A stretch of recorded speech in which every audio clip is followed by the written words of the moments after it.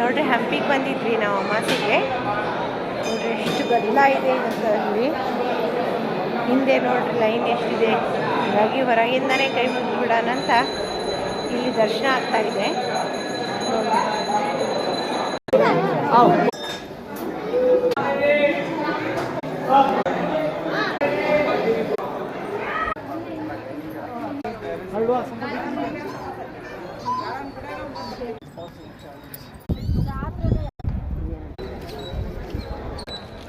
ನಿಮ್ಗೆ ಹೆಂಗೆ ಅನಿಸ್ತು ಫ್ರೆಂಡ್ಸ್ ಇದು ವಿಡಿಯೋ ತಿಳಿಸ್ರಿ.